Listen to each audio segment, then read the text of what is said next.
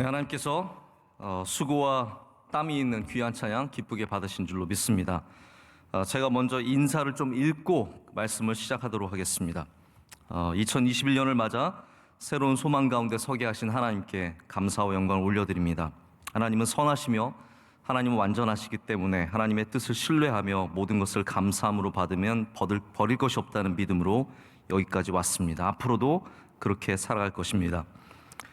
한국 교회와 우리 교회의 사랑하는 교우들에게 짐을 지게 하고 마음을 어렵게 했던 모든 것들에 대해서 죄송한 마음을 갖고 있습니다. 앞으로 계속해서 우리의 낮아짐으로 그리고 더욱더 교회다워짐으로 한국 교회를 섬기며 복음을 전하며 세상을 구원하는 일에 더욱더 힘써 일하겠습니다. 어떤 기준으로 봐도 저는 예전에도 부족했고 지금도 많이 부족합니다. 지금부터는 명성교회 교우들을 전심으로 목양하고 맡겨주신 선교의 사명을 감당하는 데 집중하고 외부 활동은 삼가하면서 좋은 목사가 되는 일을 가장 최우선으로 두겠습니다. 한 해 넘게 강단을 지키시면서 고난과 수고 속에서 말씀을 전하시고 금식하시고 기도하시고 성전을 지키신 원로 목사님께 진심으로 감사를 드립니다. 원로 목사님의 헌신을 통해 자리를 비운 저의 시간이 오히려 우리 교회가 영적 풍요함을 누리고 믿음의 성장이 있는 전화위복의 시간이었다고 믿습니다. 또한 코로나의 어려운 시기에 삶의 많은 상실과 아픔 속에서도 모이기를 포기하지 않고 온라인으로 또 예배당에서 예배를 지켜주신 모든 성도님들께 감사를 드립니다. 명석교회를 지지해 주시고 포기하지 않으시고 기도해 주신 모든 교회 밖의 목회자님들과 성도님들께도 감사를 드립니다. 동시에 많은 진심 어린 우려와 질타를 겸허한 자세로 듣고 하나님 앞에 더욱 바로 서도록 노력하겠습니다. 갑작스럽게 시작했던 명성교회 담임 목사직을 1년 넘게 쉬면서 새롭게 시작하는 마음으로 기도하면서 준비했습니다. 지켜왔던 것들을 더욱 단단하게 세워가며 새로운 도전과 변화를 통해서 모든 세대를 살리는 교회가 되기 위해 일할 때 오직 하나님의 은혜가 새로운 시대를 소망으로 채워갈 것을 분명하게 믿습니다. 말씀을 전하겠습니다. 우리가 높인다라는 것은 이 신앙의 중요한 부분이라는 생각을 갖습니다. 높이지 않으면 미지근하면 정체되는 것이 아니라 후퇴하는 것을 우리는 많은 역사를 통해서 봅니다. 정체된 이스라엘의 예배가 가장 큰 문제였습니다. 그리고 이미 초대교회에도 이렇게 미지근한 자세가 있어서 하나님께서 경고하셨던 것을 우리는 잘 알고 있습니다. 이 온라인 예배가 신학적으로는 완전한 예배가 될 수 있습니다. 문제가 없을 수 있습니다. 하지만 우리가 온라인 예배가 미지근한 예배가 되어간다는 것을 부인하기가 굉장히 어렵습니다. 그래서 우리는 높이는 것을 중요하게 생각해야 합니다. 이런 시간에도 우리가 멈춰 있는 것이 아니라 20명 모인다고 멈춰 있는 것이 아니라 우리가 생각할 때는 굉장히 비상식적인 것도 많습니다. 왜 결혼식장에는 50명 들어갈 수 있는데 우리 7천석 명성교회는 20명밖에 있을 수 없는가? 굉장히 비상식적인 것도 많이 있지만 우리는 그런 것에 관심을 두기보다는 멈춰 있지 말고 높아지는 데 관심을 둬야 합니다. 제가 저녁 예배 때 한번 이 한우카의 촛불을 켜는 것에 대한 말씀을 들은 적이 있습니다. 이스라엘 사람들의 중요한 절기죠.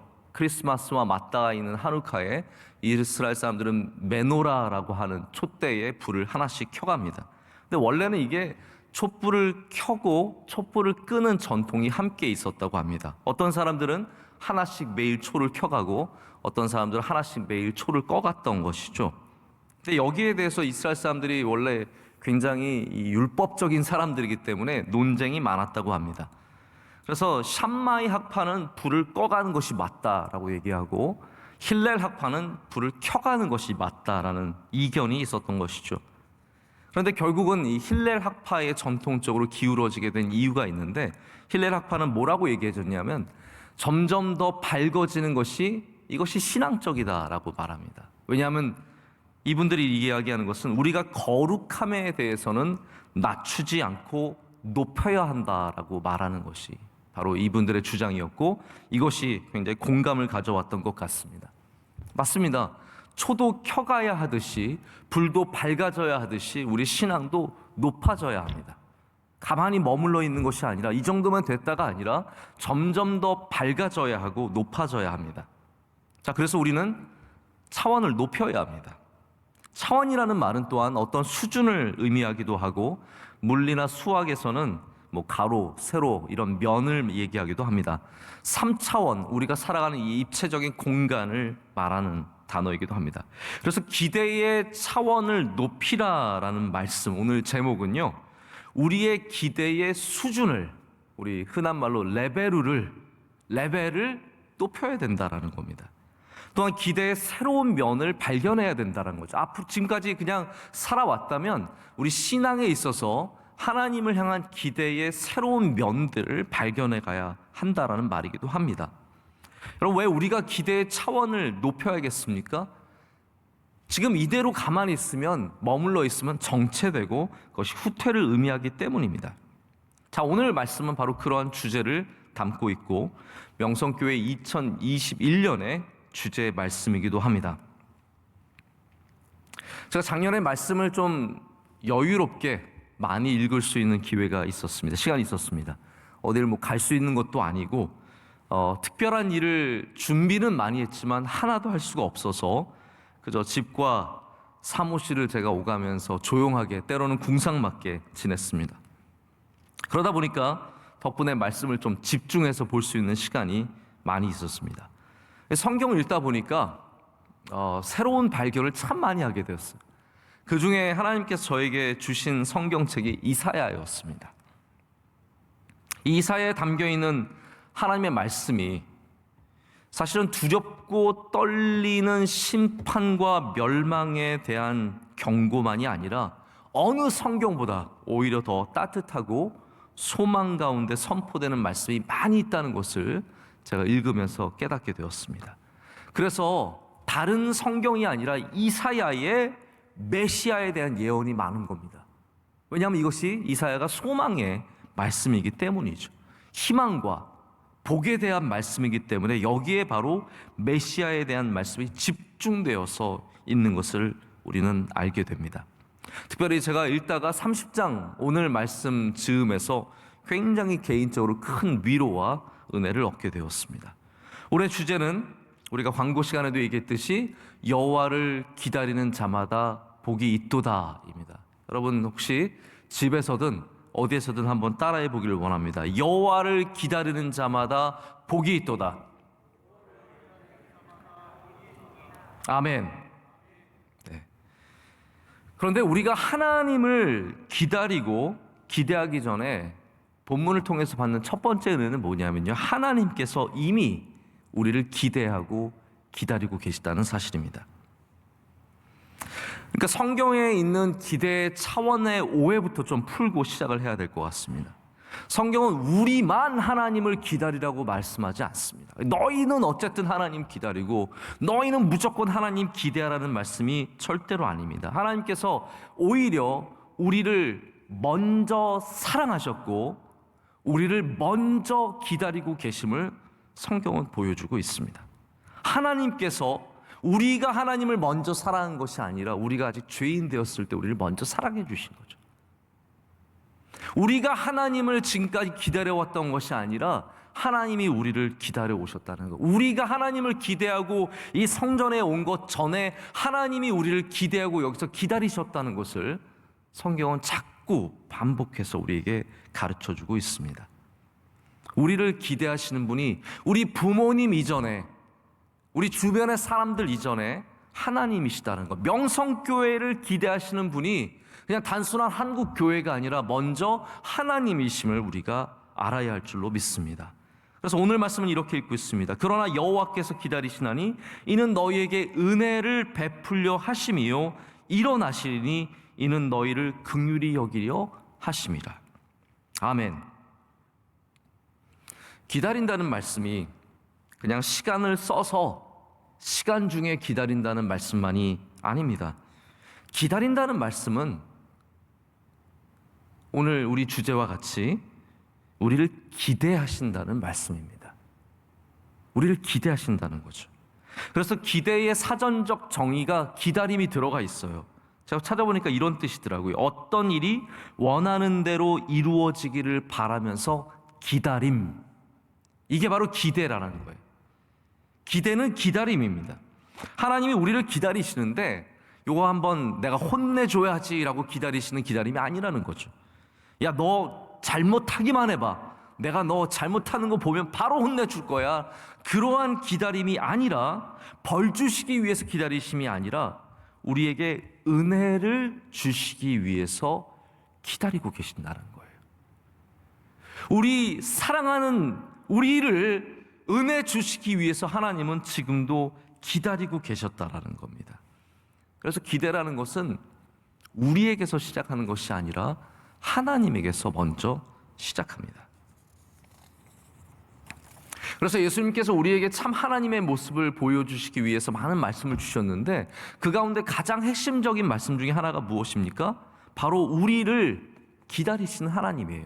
집 떠난 아들을 맹목적으로, 절대적으로 그를 사랑해서 포기하지 않고 기다리시는 우리 아버지 하나님의 모습을 예수님께서는 너무나 자세하게 아름답게 설명해 주고 계십니다.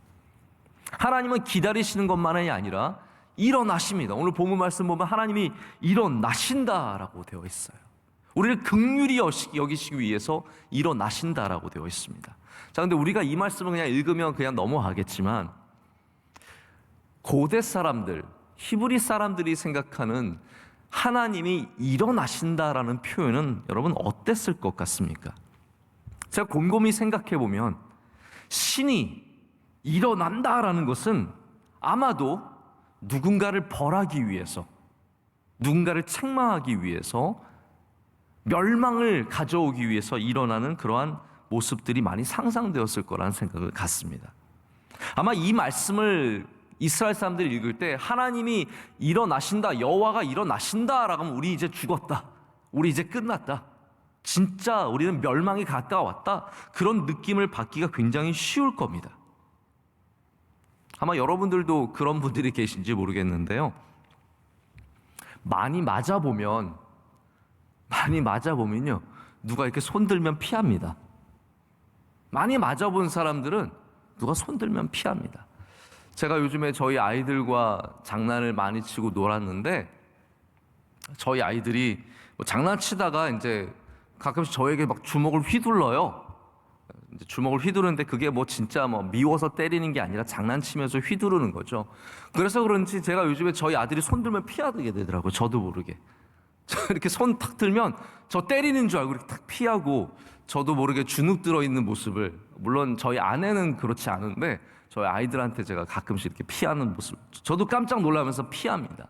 아마 하나님이 일어나신다라고 했으면 이스라엘 백성들은 움츠려 들었을지도 모르겠습니다. 아, 일어나시는구나, 큰일 났다, 이제 죽었구나. 그런데 성경은 뭐라고 얘기합니까? 그 일어나신 하나님께서 때리시는 게 아니라 우리를 안아주신다라는 거죠.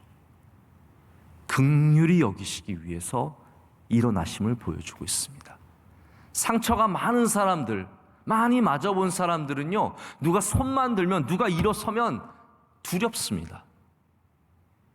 근데 여러분, 오늘 이 시간 하나님께서 우리를 향하여 갖고 계신 사랑에 대한 확신과 믿음을 되찾기를 원합니다. 하나님이 일어나실 때는 우리를 긍휼히 여기시기 위해서, 우리를 안아주시기 위해서, 우리를 불쌍히 여겨주시기 위해서, 때리는 손이 아니라 우리를 쓰다듬어 주시기 위해서, 위로하시기 위해서 일어나신다라는 겁니다. 이게 바로 우리를 기대하시는 하나님의 참된 모습입니다. 그래서 이제 우리도 하나님을 기다리면, 여호와를 기다리면 우리도 복이 있을 것이다 라고 성경은 말하고 있습니다. 여호와를 기다리는 자마다 복이 있도다. 주님을 바라보는 자마다 복이 있도다. 여러분, 그래서 신앙의 가장 높은 기대의 차원은 하나님을 기다리는 것입니다. 하나님을 기대하는 것입니다. 우리 이 세상의 많은 사람들 가운데, 우리 가까운 사람들 가운데, 그리고 우리가 때로는 가장 바라보는, 때로는 돈을 넣은 투자한 곳에, 우리가 가장 좋아하는 것에 우리는 기대가 참 많습니다. 2021년을 기대하시는 분들도 계실지 모르겠습니다. 근데 우리 참된 기대는요, 연도에 걸 수 없습니다. 이건 굉장히 막연한 거예요. 2021년은 아무 능력이 없습니다. 정말 능력이 있으신 분은 하나님이시죠. 2021년이라는 시간이 무엇을 할 수 있겠습니까? 하나님만이 그 시간 안에서 역사하실 수 있습니다. 그렇기 때문에 우리는 올해를 기대하지 않습니다. 사람을 기대하지 않습니다. 여호와를 기대해야 할 줄로 믿습니다. 보통 우리가 기대를 한다는 것은 주로 타자에 대한 기대가 많습니다. 그래서 기대의 가장 1차원, 가장 낮은 기대는 뭐냐? 평범한 기대죠. 남을 향한 기대입니다. 평생 우리는 그런 기대를 하며 살아갑니다. 야, 저 사람이 나한테 뭐 해주지 않을까? 남편이 나에게 잘해주지 않을까? 아내가 나에게 잘해주지 않을까? 우리 아이들이 잘해주지 않을까? 내가 응원하는 팀이 이기지 않을까? 오늘 목사님이 설교 빨리 끝내주지 않을까? 남을 향한 기대가 참 많습니다. 그게 1차원적인 기대입니다. 제가 왜 1차원적인 기대부터 말씀을 드리냐면요, 이런 말씀을 드린 이유가 있습니다. 그 이유는 뭐냐면, 제가 오랜만에 돌아와서 이제 사역을 시작하는데 혹시 저를 너무 기대하실까 봐 제가 이 경고를 드리는 겁니다. 저를 너무 기대하지 마십시오. 야, 김하나 목사가 돌아오면은 무슨 좋은 일이 생길까? 우리 교회가 어떤 방향으로 더 좋아질 수 있을까? 물론 저는 여러분에게 기대만 받을 만한 수준도 되지 않습니다. 하지만 분명히 아셔야 될 것은, 제가 온다고 해서, 제가 설교한다고 해서, 제가 있다고 해서 달라지는 거 별로 없습니다. 대단한 일이 별로 생기지 않습니다. 아니, 저를 향한 막연한 기대보다는, 그 1차원적인 기대보다는 여러분이 한 단계 높여서 2차원적으로 나가야 돼요. 가장 높은 길은 아니지만 그 다음 차원으로 나가야 합니다. 그 다음 차원이 뭐냐면요, 여러분을 향한 기대를 먼저 가져야 합니다. 제가 여러분에게 은혜 줄 수 없습니다. 여러분이 은혜를 사모해야 은혜를 받을 수 있습니다. 그러니까 누군가에게 기대를 하기 전에 나를 향한 기대가 없다면 그 기대는 굉장히 수준 낮은 기대라는 거예요. 내가 올해 은혜 받아야지, 그거는 저를 통해 나올지는 몰라도 그 기대의 가장 중요한 사람은 바로 여러분이라는 겁니다. 그래서 기대를 1차원에서 2차원으로 높이려면 그 기대의 출발이 나에게서 시작이 되어야 합니다. 나 은혜 받아야지. 나 하나님 사랑해야지. 좋은 가정을 기대한다면 남편이, 아내가, 저 사람이 좋아져야 한다기보다도 내가 먼저 좋아져야 하는 기대를 가져야 합니다. 그렇지 않다면 어떠한 가정도 절대로 좋아질 수 없습니다. 미국의 유명한 리더십 강연자인데요, 존 맥스웰이라고 하는 분이 있습니다. 이분이 굉장히 탁월한 리더십 강연을 참 많이 하는데 책도 많이 쓰셨죠. 이분의 이야기를 제가 하나 들으면서 굉장히 재밌게 들은 이야기가 있습니다. 좀 미국적인 이야기지만 한번 들어봐 주시면 좋을 것 같습니다. 강가에서 한 아이가 낚시를 하고 있었습니다. 근데 이 아이가 보통 이제 작은 물고기는 당연히 잡으면 놔줘야죠. 근데 큰 물고기를 잡는데도 그거 이렇게 딱 보더니 놔주는 거예요. 그래서 옆에서 지켜보던 사람이 좀 안타까워서 이렇게 한참 보다가 그 아이에게 물어봤어요. 야, 너는 왜 그 크고 좋은 고기를 놔주냐? 이렇게 물어봤더니 그 아이가 답을 이렇게 합니다. 제가 놔주는 이유는요, 우리 집에 후라이팬보다 큰 고기는 놔주는 거예요. 우리 집에 있는 후라이팬보다 큰 고기는 잡아봤자 구울 수도 없기 때문에 제가 놔주는 거예요. 이렇게 얘기를 했다고 합니다. 이 맥스웰이 이 이야기를 통해서 기대의 차원에 대한 이야기를 접근합니다. 여러분, 큰 물고기 다 원할 것 같죠? 그러나 내가 준비되지 않으면 그거 아무것도 아닙니다. 그걸 바라지도 않는다라는 거예요. 우리에 대한 기대가 먼저 준비되어야 바로 우리가 큰 것을 또한 바라볼 수 있다는 이야기를 합니다. 집에 큰 후라이팬이 있는 사람은 큰 물고기를 기대하게 되어 있고, 작은 후라이팬이 있는 사람은 작은 후라이팬 기대하게 되어 있다는 거예요. 물론 제가 이 말씀을 드리는 이유가 이제 막 집에 큰 후라이팬 사라는 말이 아니죠. 더 중요한 거는 무슨 일을 하든지 나에 대한 기대의 차원 없이는 우리가 아무것도 할 수 없다라는 겁니다. 2021년 우리가 첫 주일을 맞아서 첫 낮 예배, 주일 예배를 하나님께 올려드리고 있습니다. 우리 이 시간 우리 모두가 나에 대한 기대를 좀 먼저 가져보기를 원합니다. 올해 은혜 많이 받으시길 축복합니다. 근데 그 전에 내 안에 그 은혜를 사모하는 마음과 준비된 마음, 그것을 향한 기대가 있어야 된다는 것이죠. 자, 이게 2차원적인 기대라면 우리는 이제 가장 높은 차원의 기대를 다시 이야기해야 합니다.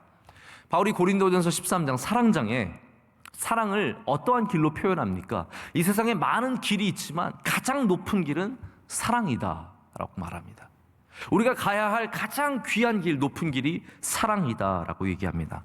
우리가 기대를 많이 갖습니다. 세상에 대한 기대도 갖고, 코로나 백신에 대한 기대도 갖고, 우리 아이들에 대한 기대도 갖고, 내 자신을 향한 기대도 갖고, 교회를 향한 기대도 갖고, 많은 것을 기대하지만 가장 높은 길, 가장 높은 차원의 기대는 바로 하나님을 향한 기대인 줄로 믿습니다.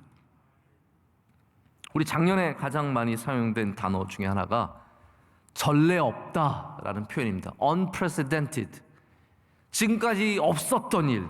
우리는 코로나 이 사건, 이 사태, 이 시대를 일컬어 전례 없다라고 표현을 참 많이 했습니다. 그래서 우리는 전례 없는 상황을 맞았고 인류 역사에 남을 만한 한 해를 보냈습니다. 2020년 바로 그런 한 해로 자리매김하고 이제 과거가 되었습니다. 우리가 기대했던 많은 것들을 할 수가 없었습니다. 저희가 준비했던, 저는 그래서 참 인생이라는 게 하나님의 은혜가 없으면 안 된다는 것을 더 절실히 느꼈습니다. 저 또한 개인적으로는 준비한 일들이 참 많았습니다. 우리는 준비하면 잘 될 줄 알죠. 열심히 준비하면 잘 될 줄 알지만 하나님의 은혜 없이는 아무것도 할 수 없습니다. 다윗이 그토록 성전을 세우기 위해서 준비를 많이 했지만 하나님께서 그 준비한 것에서 멈추게 하시고 솔로몬에게 성전의 준공을 시키십니다. 우리가 준비한 것들을 할 수 없었습니다. 얼마나 안타까웠습니까? 아니, 지금도 우리 삶은 굉장히 축소되었습니다. 우리가 전에 이곳에 가득한 수천 명의 교인들이 와서 예배하던 곳에서 우리는 축소되어 지금 20명 안 되게 예배를 드리고 있습니다. 우리 삶은 위축되었습니다. 이제는 정말 움찔움찔합니다. 위축되었습니다. 두렵습니다. 우리 삶은 통제되고 있습니다. 이제는 정부가 우리 삶을 정말 하나부터 열까지 다 통제하고 있습니다. 자유로움이 하나도 없습니다. 그래도 2021년에 우리는 조금 더 나아질 것이라는 기대는 하죠. 백신이 우리 1분기 중후반이면 나올 거라고 믿고 또 제공될 거라고 믿고 2분기가 되면 좀 더 나아질 것이고 3분기가 되면 좀 더 나아질 것이고 어쩌면 2021년에 우리가 마스크를 벗을 날이 올지도 모르겠습니다. 하지만 이러한 기대는 막연한 겁니다. 백신을 맞는다고 다 좋아진다는 보장 없습니다. 다 맞는다는 보장도 없습니다. 어떻게 될지 우리는 사실 아무것도 모릅니다. 이 막연한 기대는 아까 말씀드린 것처럼 1차원적인 기대예요.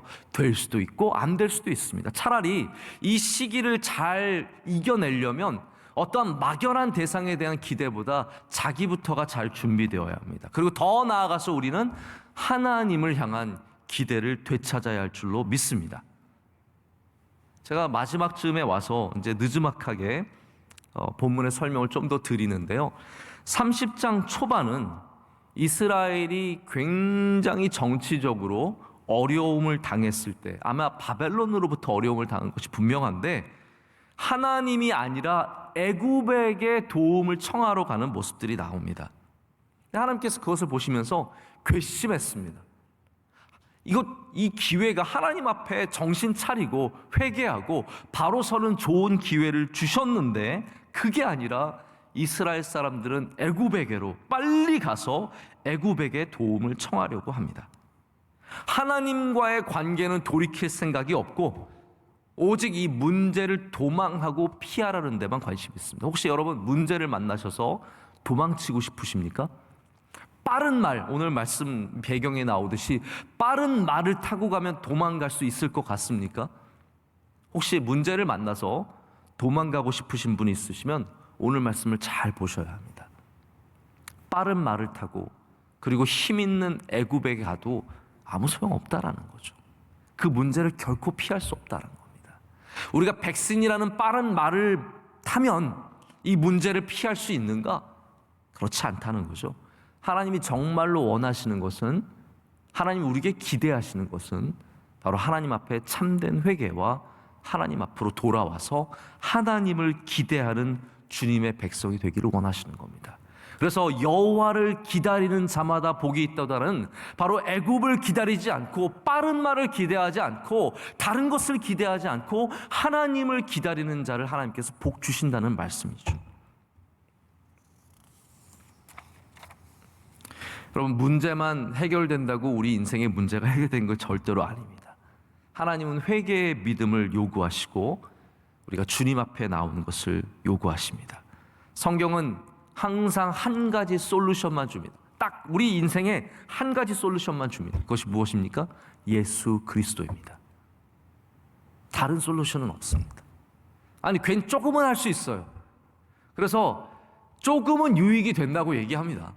그러나 진정한 해결책은 예수 그리스도밖에 없다라고, 주님을 통해서, 주님을, 예수 그리스도를 통해서만 구원함을 얻는다는 것을 우리에게 끊임없이 말씀하고 있습니다. 하나님은 이어서 이제 오늘 본문의 말씀으로 전환해서 말씀을 이어가는 것입니다. 그러나로 시작하고 있습니다. 오늘 본문 말씀은 그러나로 시작합니다. 바로 소망의 시작이죠. 2021년이 그러나가 되기를 원합니다. 지금까지 고생했지만, 힘들었지만, 어려웠지만, 환난이 많았지만, 그러나 하나님께서 우리에게 은혜를 주시고 우리를 긍휼히 여겨주시기를 간절히 원합니다. 하나님께서 우리를 기다리신다고 합니다. 이거 정말 의외의 말씀입니다. 우리는 반대죠. 우리는 솔직히 말씀드리자면 하나님을 기다리기보다는 미국을 기다리고 중국을 기다리고 백신을 기다리고, 야, 우리는 언제 오나, 다른 나라보다 늦었네. 여러분, 좀 속상하죠? 그러나 절대로 여러분, 백신으로 우리가 구원받는 건 아닙니다. 우리는 구제를 기다리고, 우리는 판결을 기다리고, 우리는 사람을 기다리는데 정작 하나님을 기다리지 못했습니다. 하나님을 기대하지 못했습니다. 하나님은 그러나 반대로 우리를 기다리셨습니다. 우리를 포기하지 않으시고 지금도 기다리고 계시고 지금도 우리를 기대하고 계십니다. 그런 하나님께 나아가는 것이 우리에게 가장 큰 복인 줄로 믿습니다. 오늘 본문 말씀을 보면은 우리가 하나님께 기대할 것이 무엇인지를 구체적으로 알려줍니다. 우리가 하나님께 기대할 수 있는 것이 무엇인가? 다시 한번 오늘 본문 말씀 우리가 읽기를 원합니다. 여러분, 성경을 열고 계시면 함께 18절의 말씀 함께 읽겠습니다. 그러나 여호와께서 기다리시나니 이는 너희에게 은혜를 베풀려 하심이요 일어나시리니 이는 너희를 긍휼히 여기려 하심이라. 대저 여호와는 정의의 하나님이시라. 그를 기다리는 자마다 복이 있도다. 아멘. 자, 여기 우리 하나님에게서 늘 기대할 수, 변치 않고 기대할 수 있는 것 세 가지가 나오고 있습니다. 첫째는 우리는 하나님에게서 늘 은혜를 기대할 수 있습니다. 하나님은 늘 우리에게 은혜를 베풀어 주십니다.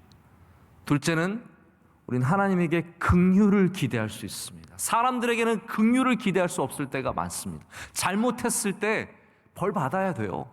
긍휼을 기대할 수 없습니다. 그러나 우리가 잘못했을 때에도 하나님께 나아가면 하나님은 늘 긍휼을 베풀어 주십니다.